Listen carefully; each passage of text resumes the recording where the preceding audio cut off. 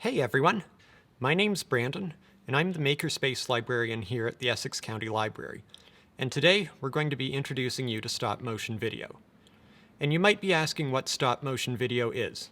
Well, it's video made by manipulating objects in small increments and then taking pictures of them. Now the stop motion we're going to be doing today is just going to be a basic introduction to stop motion. We're going to be using a free app on your phone that's called Stop Motion Studio.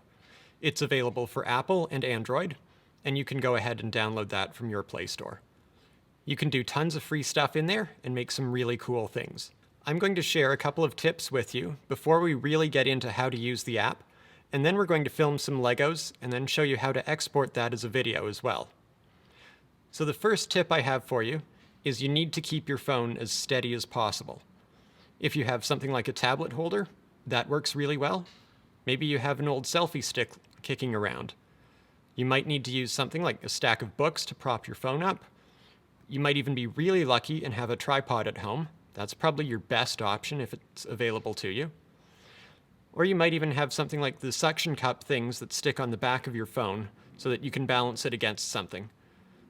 I've even seen people put their phone on the edge of their desk, have it point downwards and work on the floor. That works too. So there's lots of things you can do. Just make sure your phone is as steady as possible and that it doesn't move in between pictures. Now the second tip I want to share with you is lighting. You want the lighting in your video to remain constant. So for example, you don't want to be opening and closing your blinds halfway through and in the middle of the video.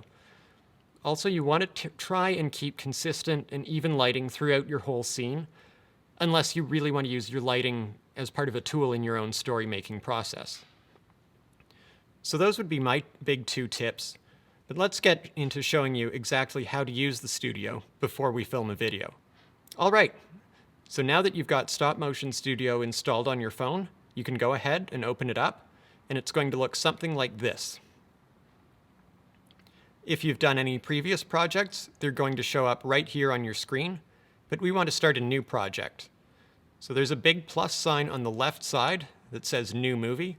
You can go ahead and tap on that, and that's going to open up a new project for you. Now this is your editing area of your project. We're just going to go ahead and click on this question mark here on the right-hand side, and it's going to show us what all of the buttons do. There's a few different options here. There's the back button. There's the voiceover button. So once you've filmed your video, you can add a voiceover and talk in the background. The third one on the left there is to add images, audio, and credits. Now this is for a premium version that they sell. Everything we're going to do today is free, so we're not going to look at that at all today. At the bottom there it says Settings. We'll get a little bit into that in just a bit. At the bottom here it says Tap to Edit, double tap for Timeline. Once you've taken all your photos, they're all going to show up there at the bottom, and the one you have selected is going to have a little blue square around it. We'll get into that a little bit more at the end as well. There's a capture button here at the top right. This is your camera, and that's how you start taking pictures for your stop motion video. Right below that is the undo button. That's pretty self-explanatory. Then there's a Learn More button, which we've already clicked on, and that's what we're doing right now. And then there's a play button. So those are all the main features in the editor area.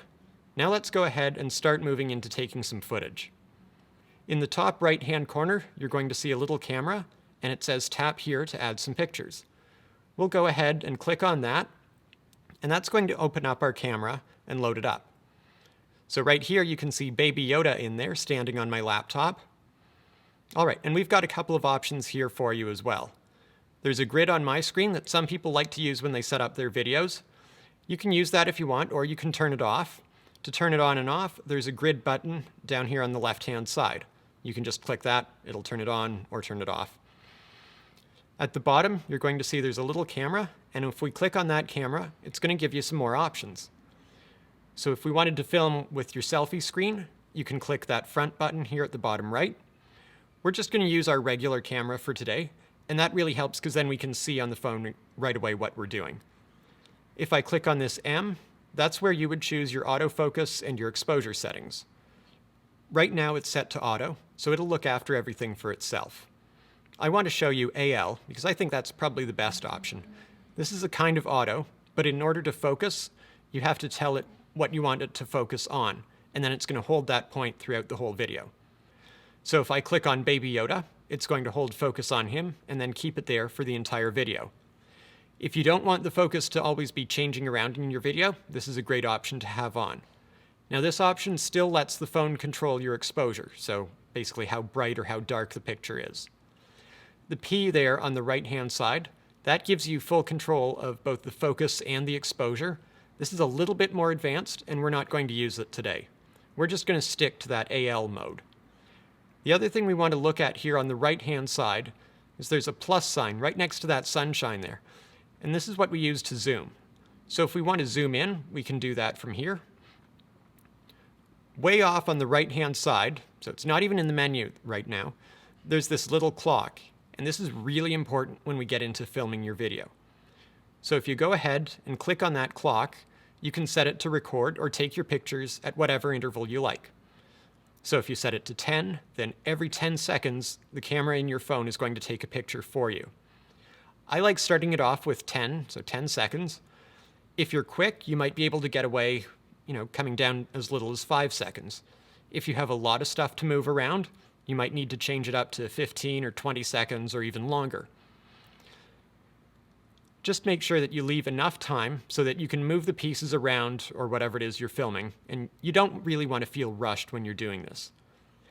If you really want to take your time, you can choose to take the pictures manually, not have a timer at all, and just hit the red button for every picture you want to take.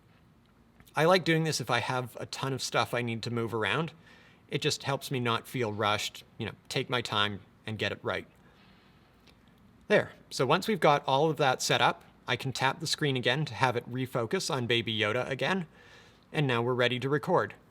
So we just go ahead and click that red button, and it's going to start to take pictures. Now you can see the timer going around the red square there, and every 10 seconds, it's going to start taking a picture of the screen.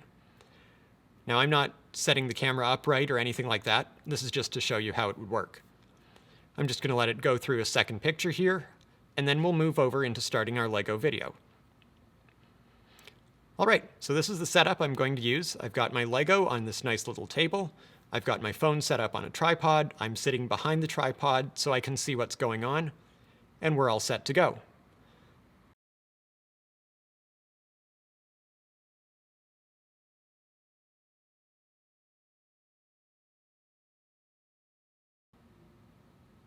All right, so I finished recording my stop motion video here. It turned out to be 322 pictures long. If there are some pictures in there that you want to delete, maybe your hand got in the way or maybe something fell over, just go ahead and scroll through until you find that frame. You'll see the blue box show up around the frame. Just go ahead, click on that frame, and a new window is going to pop up.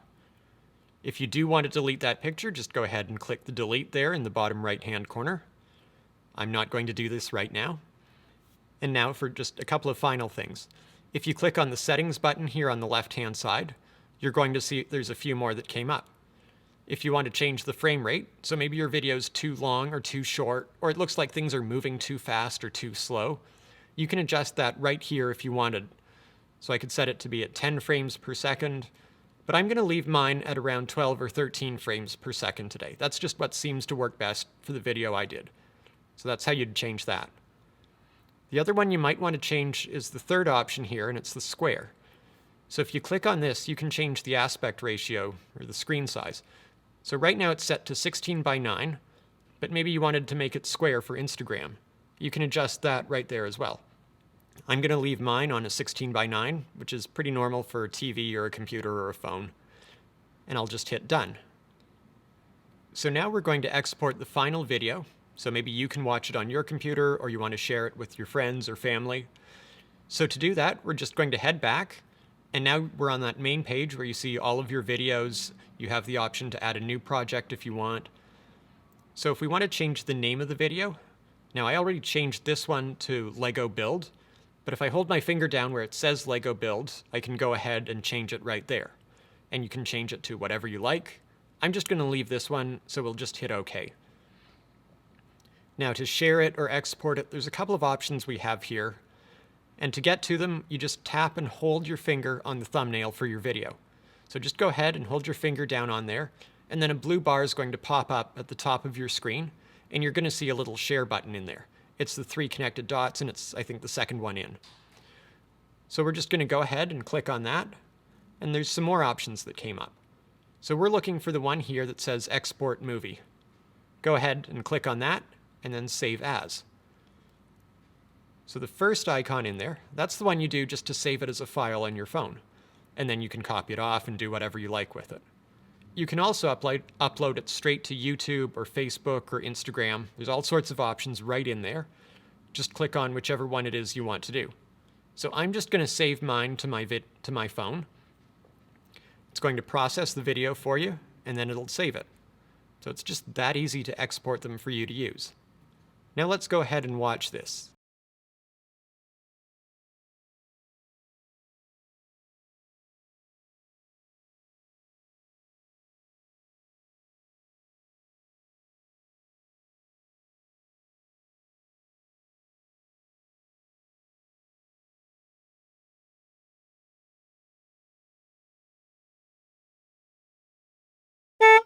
So I hope you enjoyed learning how to make stop-motion videos on your phone using Stop Motion Studio today.